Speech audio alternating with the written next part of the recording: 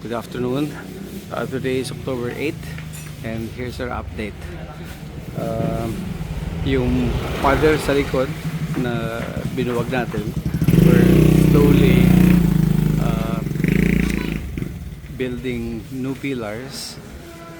We're laying new foundations para matibay na ang ating magiging bagong pader.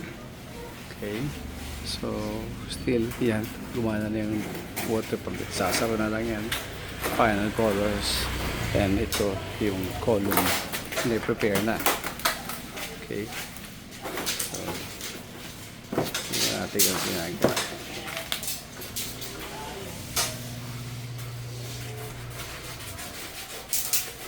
Okay, ito ang ating CI. Ginagawa na rin para pagiging pareho sa taas. Ito ang ating, ayan, okay, they're being prepared. So ubuhos na tayo mamaya. Ayan na, prepare na. So for 3 new columns. Pero nyo, walang foundation itong isang to. So ang gagawin na, pag nagbuhos na dito sa column yan, ikakabit na lang yan para matibay. Ito rin, walang foundation. So after dito, ayusin yung mga walling na yan. Ito na rin, ayusin yan, ayusin lahat yan.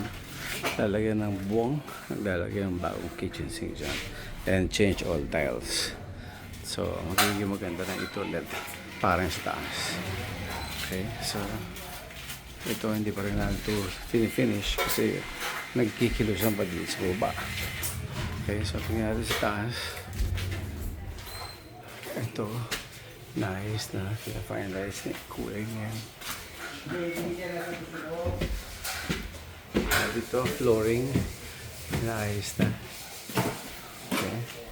Jim, wala yung mga gusto ko makintablahan yan, ha? Very good, very good. Tapos, yung ating baseboard. Okay, good. So, ito, sarado yan. Naka-aircon na kasi yan. So, ayun, finalize niyan. So dito yung ating occupant, buti na lang wala sila ngayon because it's a work day. And ito na rin pina-finalize nito. Ayan, close na yan. Ito yung room number 4 na ready na ito for lalagyan ng aircon dito.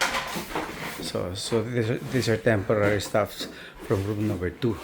Kasi room number 2, I'll show you, nilalagyan na ng kisame na rin. Kasi gusto nung dito mag-i-aircon siya. Okay, so sinasara na yan.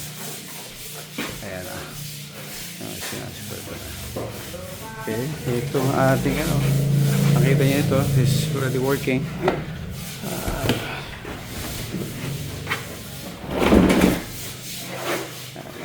Okay, working yan.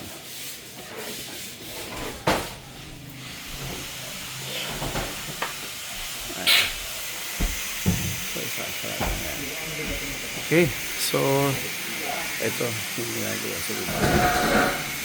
Eventually, close na ito ang roof.